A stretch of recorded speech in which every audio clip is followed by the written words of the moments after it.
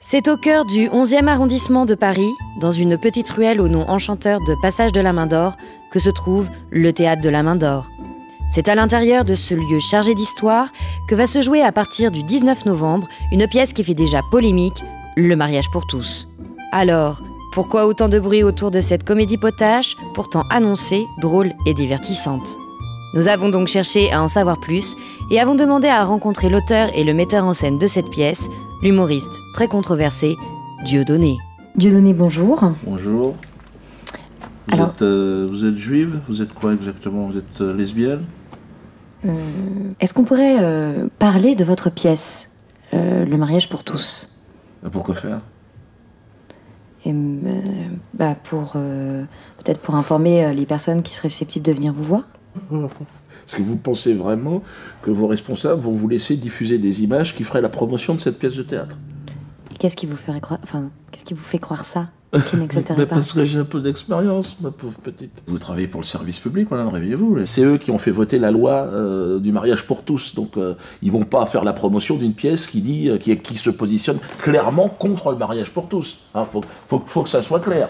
La pièce Le mariage pour tous que j'ai mis en scène est clairement contre cette loi de merde. Mais attention, hein, ça n'est pas un spectacle homophobe, que les choses soient claires.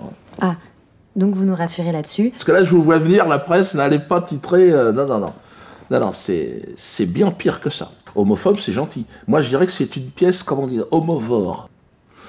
En l'écrivant, je me suis dit, il faut que le spectateur sorte et il ait envie de manger du PD, de le bouffer, toi, qu'il se jette sur un PD, il le dévore.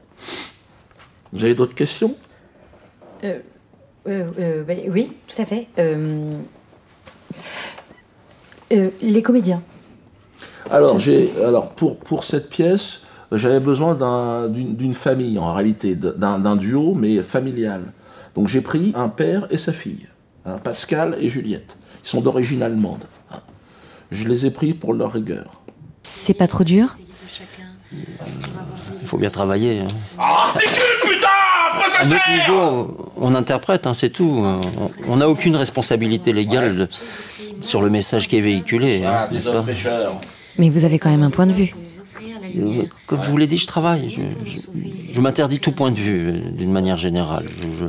Je ne pense pas, comme la plupart des Français, quoi. Avoir un point de vue, c'est un luxe que je ne peux pas me permettre. Je subis.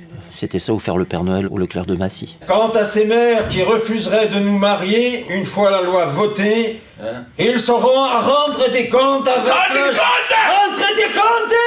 avec la justice.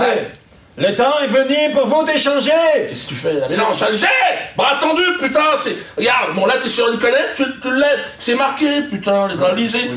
Mais non, parce qu'il est pédé, le gars, non. Vous n'avez pas peur que cette collaboration, je ne sais pas si le terme est approprié, ne vous colle une étiquette d'infréquentable dans le milieu? Je considère cette pièce un peu comme... Voilà, comme ça, c'est pas mal. Mes adieux au show business. Changer! Là, on est bon. Que je n'ai jamais rencontré d'ailleurs. Mais... Et l'idée de casser le poignet, c'est pas bête. Nous avons pu voir des répétitions tout à l'heure. Oui. Votre façon de travailler pourrait choquer quand même plusieurs personnes. Allez. J'irai jusqu'au bout, voilà. C'est une question de dignité. La tête inclinée, la tête s'incline. Je vais te mettre ça. Tu peux la tenir? Ouais, si on pouvait terminer là-dessus, ça serait parfait.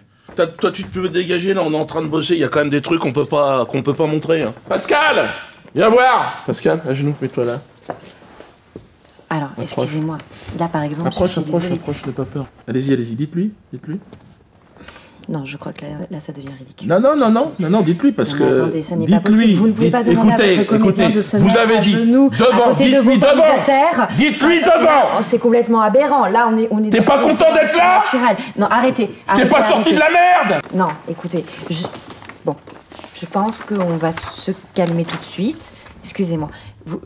Ouais. Est-ce qu'on... Regarde tes godasses! Est-ce qu'on peut demander à cet homme de se relever? C'est ridicule. Non, il restera là. Nous pensions en avoir fini avec la haine. Force est de constater que le ventre est encore fécond, d'où a jailli la bête immonde. La rédaction et moi-même vous invitons à ne pas vous rendre à ce spectacle de la honte. Il doit exister un front républicain de la culture, un front républicain du rire.